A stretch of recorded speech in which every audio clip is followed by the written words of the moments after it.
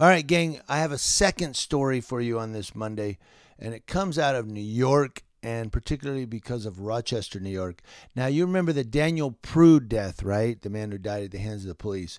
I will put a link to my Daniel Prude editorial as well as this news story link in the description box below, so you can go read the story if you want, but you can also see my original editorial on Daniel Prude and see what it was about. But his story has moved the New York Attorney General to take some action, and we'll see what changes her action brings about. What am I talking about? Let's get into it. Thank you, DemocratandChronicle.com, for this story. New York Attorney General Letitia James said Sunday her office's review of the death of Daniel Prude may expand to include possible civil rights violations by Rochester police in confronting protesters since Prude's death became public earlier this month. Police on several occasions have fired pepper balls at protesters, causing some significant injuries, and dozens of people have been arrested. James said her office would solicit evidence from protesters and others regarding such alleged violations by Rochester police. That investigation, if she undertakes it, would be done by Civil Rights Bureau rather than criminal prosecutors. James also announced that her office will begin to publicize the launching of investigations into police-caused deaths and will release body-worn camera on its own as soon as victims' families have seen it and as long as they grant permission and there are no security concerns. Until now, it has been up to the municipalities to release the body cam footage. The city of Rochester's long delay in doing so has led to accusations of a cover-up by City Hall.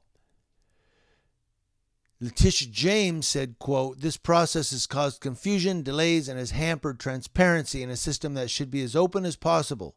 We will move as swiftly as possible so the public no longer has to wait months and months before seeing videos in possession of law enforcement." Letitia James made her comment Sunday at Aenon Missionary Baptist Church after speaking at the church service on what would have been Prude's 42nd birthday.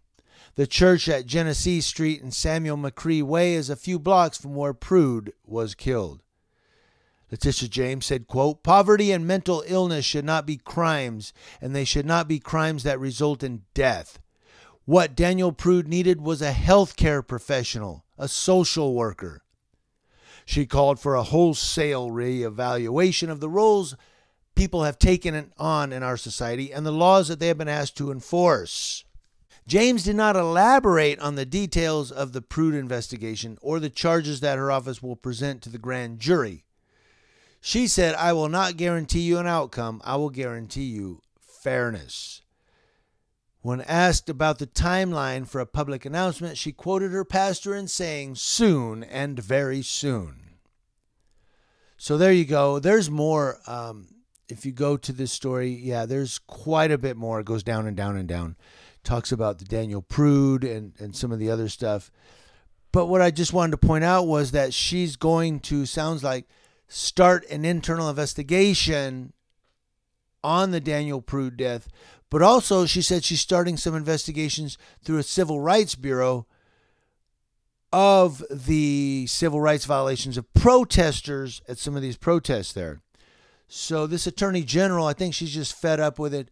Not to mention, she's a person of color. And what I mean by that is, as a black woman, this is affecting her personally as well as professionally, because she's seeing that, hey, they're targeting people that are the same ethnicity and race as I. So it's really makes it a personal issue there.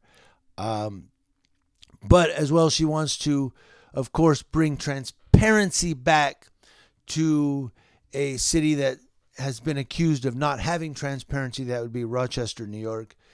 And, maybe it'll be easier now for these people to get this body cam footage, and accountability and transparency can begin to,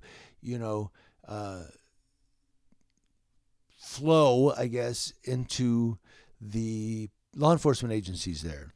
So I want to know what you all think about this, the release of body cam footage being made by the Attorney General and not the municipalities, and these investigations. Where do you think they're going to lead? Where do you think these investigations I need coffee.